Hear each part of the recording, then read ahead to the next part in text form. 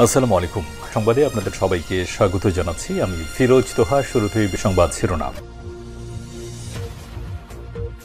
বাংলাদেশের সর্বশেষ গুরুত্বপূর্ণ আপডেট সংবাদে আপনাকে স্বাগত। শুরুতেই সংবাদ শিরোনাম, পরে বিস্তারিত। শুরুতেই জানাবো, নতুন কর্মসূচির ঘোষণা দিলেন তারেক রহমান।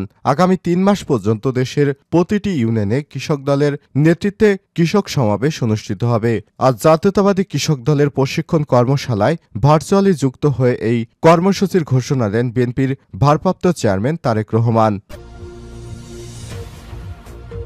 এরপর জানাবো, আওয়ামী লীগের কর্মসূচি ঘোষণা, কড়া বার্তা দিলেন উপদেষ্টা আসিফ। শ্রম কর্মসংস্থান এবং যুব ক্রীড়া উপদেষ্টা আসিফ মাহমুদ সজীব ভূঁইয়া জানিয়েছেন, আওয়ামী লীগ ও নিষিদ্ধ ঘোষিত ছাত্রলীগ কোনো কর্মসূচি পালনের চেষ্টা করলে আইনশৃঙ্খলা রক্ষাকারী বাহিনী কঠোর ব্যবস্থা নেবে।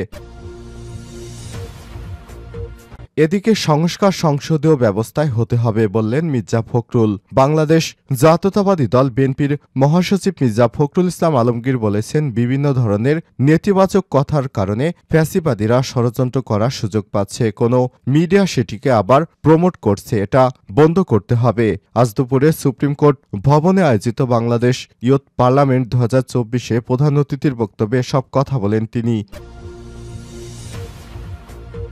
এদিকে রোববার থেকে রাজধানীর ১৩ স্থানে কম দামে মিলবে ডিম।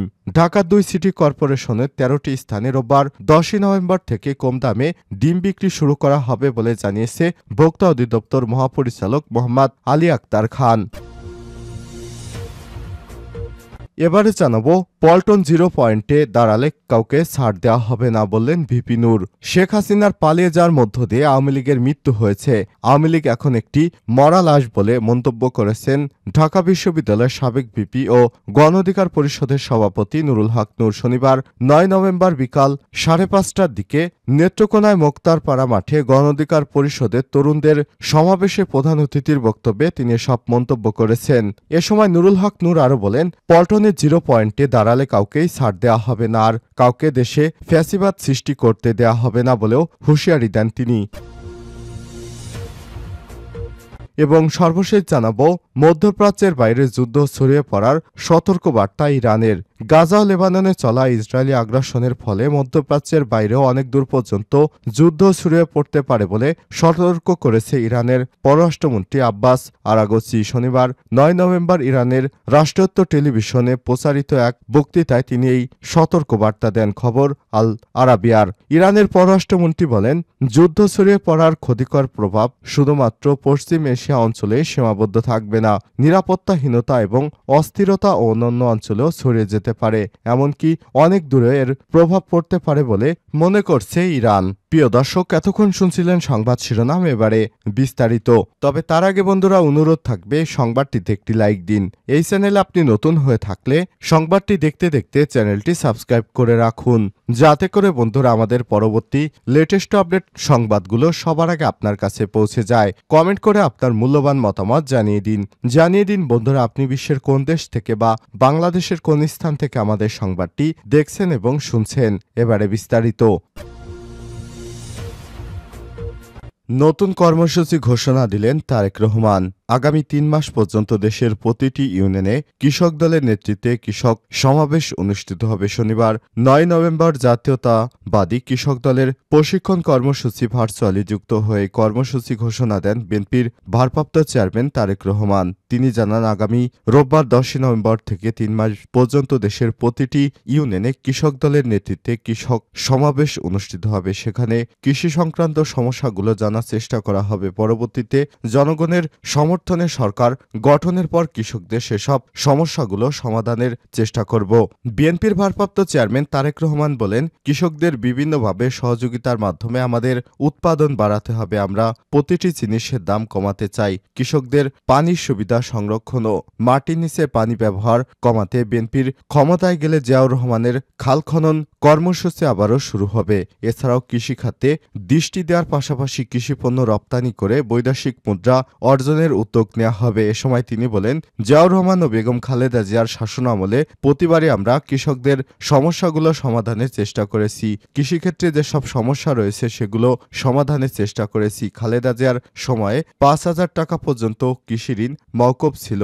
জনগণের সমর্থনে সরকার গঠনের পর কৃষকদের সমস্যা সমাধানে কাজ করবে বিএনপি। কৃষক বান্ধব সরকার গঠন করা হবে। দেশের বিরুদ্ধে ষড়যন্ত্র থেমে নেই উল্লেখ করে তিনি বলেছেন, টেলিফোন আলাপেও ষড়যন্ত্রের কথা শোনা যাচ্ছে। ষড়যন্ত্রে যে থেমে নেই এটি প্রত্যন্ত অঞ্চলের প্রতিটি মানুষের কাছে পৌঁছে দিয়ে তাদের সতর্ক করতে হবে। তিনি বলেন, আওয়ামী লীগ যেন দাঁড়াতে না পারে, বিএনপির নেতাকর্মীদের সেভাবে কাজ করতে হবে। বিএনপির নেতাকর্মীদেরকে শক্ত হাতে আওয়ামী লীগকে দমন করার প্রতিশ্রুতি নিয়ে মাঠে সর্বদা সজাগ থাকতে হবে। আগামীকাল 10 তারিখের আওয়ামী লীগের কোনো রকম সমাবেশ হবে না বলে ঘোষণা দেন তিনি বলেন, আওয়ামী লীগ যদি সমাবেশের চেষ্টা করে বিএনপির নেতাকর্মীরা শক্ত হাতে তাদের এই কর্মসূচিকে প্রতিহত করতে হবে। এজন্য তারেক রহমান বিএনপির নেতাকর্মীদের আগামীকাল কঠিনভাবে মাঠে নামার জন্য নির্দেশ দিয়েছেন। আওয়ামী লীগের কর্মসূচি ঘোষণা, কড়া বার্তা দিলেন উপদেষ্টা আসিফ। শ্রম কর্মসংস্থান যুব ক্রীড়া উপদেষ্টা আসিফ মাহমুদ সজীব ভূঁইয়া জানিয়েছেন, আওয়ামী লীগ ও নিষিদ্ধ ঘোষিত ছাত্রলীগের কোনো কর্মসূচি পালনের চেষ্টা করলে আইন শৃঙ্খলা রক্ষাকারী বাহিনী কঠোর ব্যবস্থা নেবে। রোববার 10 নভেম্বর আওয়ামী লীগের বিক্ষোভ মিছিলকে কেন্দ্র করে শনিবার 9 নভেম্বর নিজের ভেরিফাইড ফেসবুক পেজে দেয়া পোস্টে তিনি এসব কথা বলেন। ফেসবুকে উপদেষ্টা আসিফ মাহমুদ লিখেছেন, গণহত্যাকারী ও নিষিদ্ধ সংগঠনের কেউ কর্মসূচি করার চেষ্টা করলে কঠোর ব্যবস্থা নেবে আইন শৃঙ্খলা রক্ষাকারী বাহিনী। এর আগে শনিবার 9 নভেম্বর আওয়ামী লীগের ভেরিফাইড ফেসবুক পেজে এক পোস্টে বাংলাদেশে গণতন্ত্র পুনরুদ্ধারে সবাইকে সমবেত হওয়ার ডাক দেয় আওয়ামী লীগ। পোস্টে আওয়ামী লীগ রোববার 10 নভেম্বর রাজধানীর 0 পয়েন্টে নূর হোসেন চত্বরে নেতাকর্মীদের সমবেত হওয়ার আহ্বান জানান। সংস্কার সংসদীয় ব্যবস্থায় হতে হবে, মির্জা ফখরুল। বাংলাদেশ জাতীয়তাবাদী দল বিএনপির মহাসচিব মির্জা ফখরুল ইসলাম আলমগীর বলেছেন, বিভিন্ন ধরনের নেতিবাচক কথার কারণে ফ্যাসিবাদীরা ষড়যন্ত্র করার সুযোগ পাচ্ছে। কোনো মিডিয়া সেটিকে আবার প্রমোট করছে।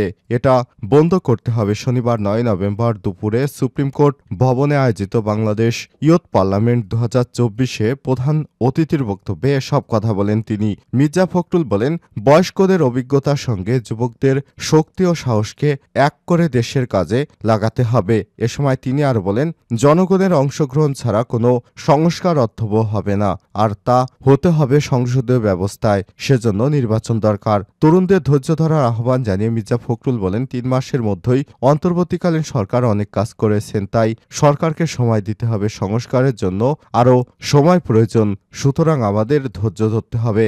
মির্জা ফখরুল বলেন, এই সরকারকে সময় দিতে হবে। সংস্কারের জন্য অনেক কমিশন করেছে, ফ্যাসিবাদের বিচারের উদ্যোগ নিয়েছে, এই সুযোগ আমাদের হাতছাড়া করা যাবে না। এ সময় তিনি আরো বলেন, এই সরকারকে সময় দিতে হবে। তাদের আমরা দায়িত্ব দিয়েছি। মিডিয়ার মধ্যে অনেকেই কোনো সাফল্য দেখতে পান না, সবকিছু একসঙ্গে সম্ভব নয়। তরুণদের অনুরোধ করব, আপনারা ধৈর্য ধারণ করুন। এই সরকারকে সহযোগিতার আহ্বান জানান বিএনপির মহাসচিব মির্জা ফখরুল ইসলাম আলমগীর। রোববার থেকে রাজধানীর 13 স্থানে কম দামে মিলবে ডিম। ঢাকা 2 সিটি কর্পোরেশনের 13টি স্থানে রোববার 10 নভেম্বর থেকে কম দামে ডিম বিক্রি করা হবে বলে জানিয়েছে ভোক্তা অধিদপ্তরের মহাপরিচালক মোহাম্মদ আলিম আক্তার খান। শনিবার 9 নভেম্বর বাংলাদেশ চলচ্চিত্র উন্নয়ন কর্পোরেশন বিএফডিসি বাজার অস্থিরতার কারণে নিয়ে সংসদ বিতর্ক প্রতিযোগিতা অনুষ্ঠানে সব কথা জানান তিনি জানান, রোববার থেকে ঢাকা দক্ষিণ সিটি কর্পোরেশনের 6টি ও উত্তর সিটি কর্পোরেশনের 7টি স্থানে উৎপাদক থেকে সরাসরি ভোক্তা পর্যায়ে ডিম বিক্রি শুরু করা হবে। প্রান্তিক পর্যায়ে খামারিদের সরাসরি বাজারে যুক্ত করার কথা ভাবা হচ্ছে জানিয়ে তিনি বলেন, শুল্ক কমানো ও আমদানি উন্মুক্ত করার উদ্যোগ নিয়েছে সরকার। আসন্ন রমজানে বাজার নিয়ন্ত্রণে থাকবে আশা প্রকাশ করে তিনি বলেন, বাজার সিন্ডিকেট ভাঙতে সরকারের সুশাসন দরকার। ভোক্তাদের অনুকূলে কাজ করলেও তাদের অধিকার নিশ্চিতে যে কাজ করা প্রয়োজন ভোক্তা অধিকার সংরক্ষণ অধিদপ্তর তা পরিপূর্ণভাবে করতে পারেনি।